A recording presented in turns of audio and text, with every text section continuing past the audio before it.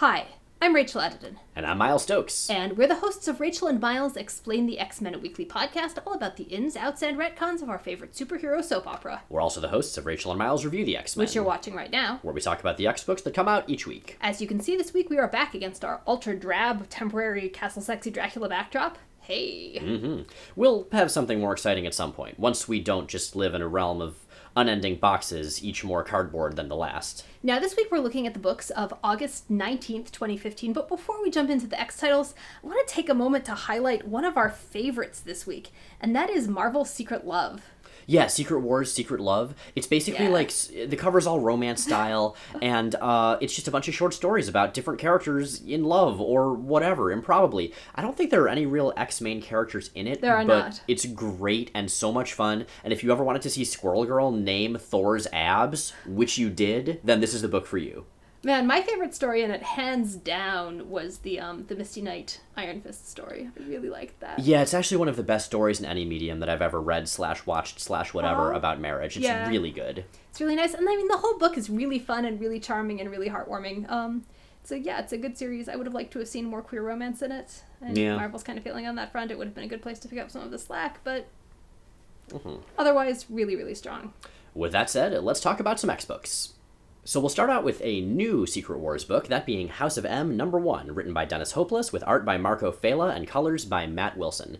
So I'll start by saying I wasn't really a huge fan of the original House of M. It was a cool premise, and obviously it had some major effects on the X-line for years to come with the No More Mutants thing, but it didn't really grab me too much. It did give us Layla Miller, who was then used to much better effect elsewhere. True, although she was super boring in the series itself. She really was. And so I didn't have very high expectations for this book, except for the fact that it was written by Dennis Hopeless, whose writing I have historically loved.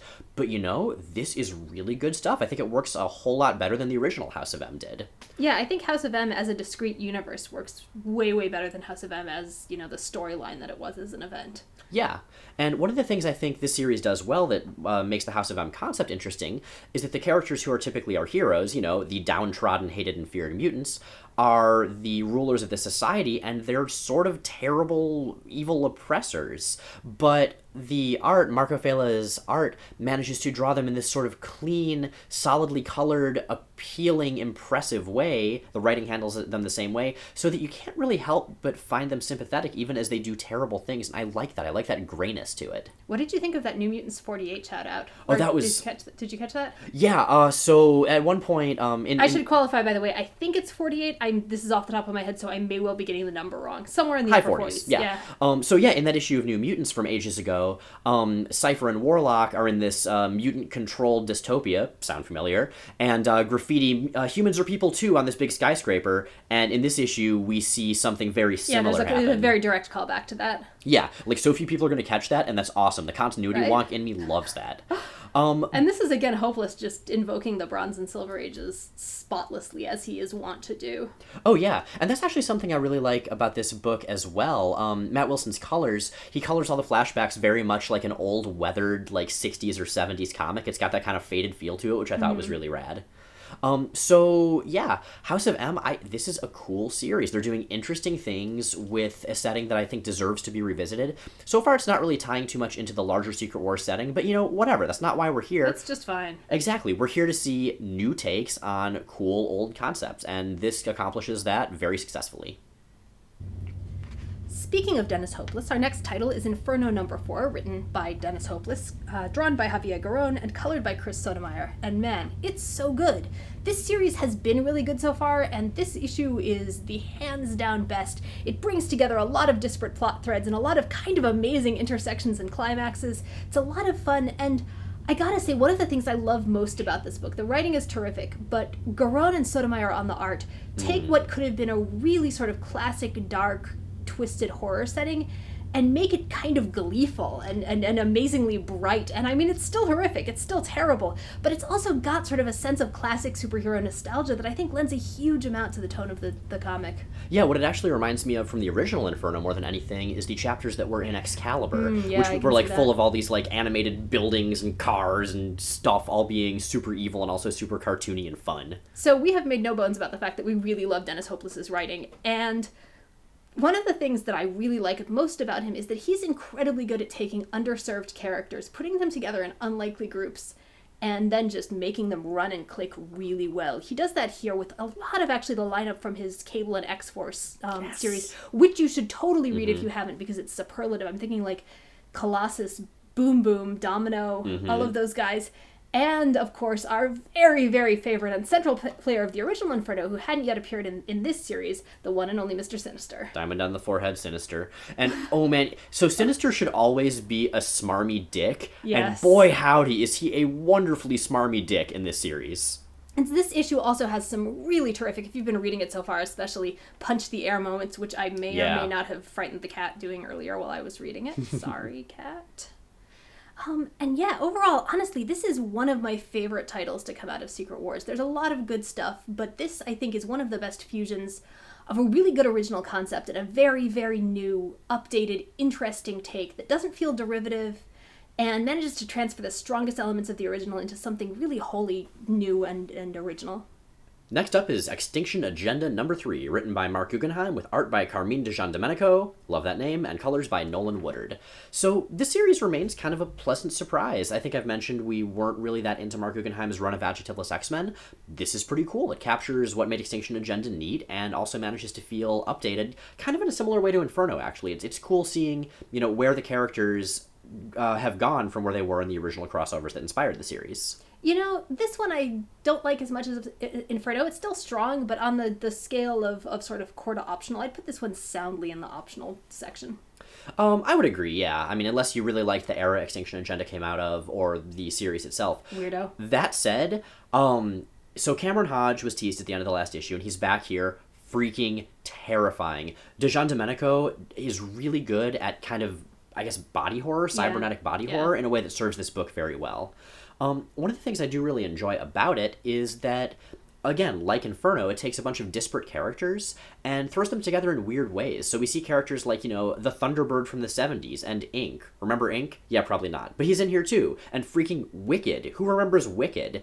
And not sort of, me. well, she was from the new Excalibur thing. It was kind of weird. So it's cool seeing them together, especially the stuff with 70s Thunderbird and 70s Wolverine. I love the idea of Beast bringing the giant-sized X-Men characters to the future instead of the 60s X-Men. That's just brilliant. What I also love is that 70s Wolverine, on 2 separate occasions over the course of half a dozen pages, refers to an act of severe violence as being cold and talks about how much he likes it. Half of his lines are that. It reminds me of in Back to the Future when Marty goes back to the 50s and keeps saying heavy, and Doc Brown's like, well, are things really heavy in the future? Is something wrong with Earth's gravitational pull? It's kind of like that, but more X-Tinction Agenda oriented. So it's good stuff. Like Rachel, like you said, it's not the best Secret Wars book, but it's a lot better than I was expecting and definitely very solid. It's cold. We like it. Next up is Another Last Stand, one of the 2 stories in Secret Wars Journal number 4. This is written by Sina Grace, drawn by Ken Lashley, and colored by Rochelle Rosenberg, one of my very, very favorite colorists. Yay! It's also one of my favorite stories to come out of Secret Wars Journal. I've mentioned before that a lot of the stories in here feel kind of incomplete, like pitches or concepts. This one has a complete arc, and it focuses on a character who tends to get the short shrift in titles like this. That's Psylocke. Right. Who knew Psylocke could actually be characterized these days? Well, actually... Sina Grace, apparently. And Cy Spurrier. And some other people. Well, regardless, it's nice to see. And it's a different take on Psylocke. It's a different and darker and really interesting one. This is set in I believe, the Years of Future Past world. It is. And it's about Psylocke and a couple other characters on a daring heist. It's... I don't want to go into the details because I feel like the pacing and the pace of the reveals is so much a part of what works in this story. But if it's a character you like and a world that you find interesting, highly recommend it. Great creative team, great fit for the story. Really, really well told and well executed. Next up, we have X-Men 92 Infinite Comic number 7, written by Chad Bowers and Chris Sims, with art by Scott Koblish and colors by Matt Milla. It's so good. That's kind of what would sum it up right there. It is so good. So when this book started, it seemed basically like a parody of / homage to the 90s animated series of X-Men and 90s X-Men in general. And it's still that. It's still very much that. But I wasn't expecting it to be so epic. I wasn't expecting to be so invested against the most X-Force that ever X-Forced, going up against a version of Cassandra Nova who comes out of picnic baskets to interrupt sexy conversations. Right? This is a series that could so easily surf on nostalgia, and not only how much I'm enjoying it, but how invested I've become in it Right? is kind of blowing me away. Right, I mean, stuff happens that are kind of had me, like, getting goosebumps, which I was really not expecting. Really? What? Well, the Cassandra Nova Jean Okay, yeah, that is confrontation. solidly epic. There's psychic energy everywhere. The focused totality of assorted psychic mights. It's great. And, man, just...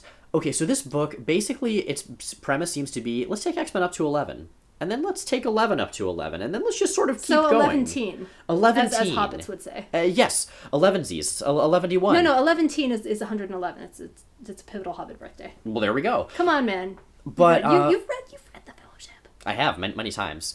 God. So yes, this book is delightful. It is one of my favorite Secret Wars books. I highly recommend, if you're not reading this book, picking it up. Whether it's digitally, which would be my personal recommendation, or in print a little bit later, either way. Yeah, you know what? I'm actually just going to put up a really rapid-fire montage of some of our favorite moments from this issue. We'll try to avoid spoilers, but feast your eyes, and then, yeah, go buy it. Yeah. I especially like the one where Cable's holding a gun to a dude's head, and it's point blank, and he's still looking through the sight, because Cable...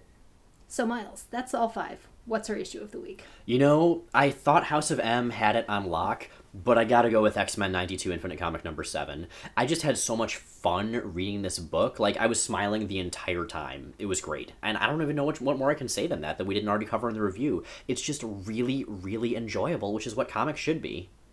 What about our panel of the week? Our panel of the week this week is from Inferno number 4, which actually would have been my runner-up for Book of the Week after 92. And I'm going to blur out the spoiler text, and I think just take a look. You'll get a fair idea of what really grabbed us about this panel, the moments in it that really spoke to us. Mm-hmm. Spoke to us with beams of force from a dimension of pure force, according to that one edition of the official handbook of the Marvel Universe. Also yelling. Beams of pure yelling. Beams of pure yelling. 5 out of 5. Thanks for watching. If you like what you've seen here, please check out our podcast, Rachel and Miles Explain the X-Men. New episodes go up every Sunday at rachelandmiles.com, also on iTunes and Stitcher. What have we got for them this week, Miles? So this time we have the ending of Chris Claremont's run of New Mutants, in which Magneto joins the Hellfire Club, Cypher gets drunk, and Professor Xavier is a total dick. So business as usual, then. Yeah, pretty much. That podcast, these video reviews, and everything at rachelandmiles.com are brought to you courtesy of our rad Patreon subscribers. We are an entirely listener-supported and ad-free project, and if you want to join the fine folks who make it possible, you can do that at the link either above or below this video, depending on where you're watching it. Yes, indeed. In the meantime, we will see you next time, possibly in a mutant-run dystopia, possibly just in the Atlantean subkingdom under it. One of those. Possibly in hell. Possibly in hell. I hate this plan. That's a great plan. It's brilliant.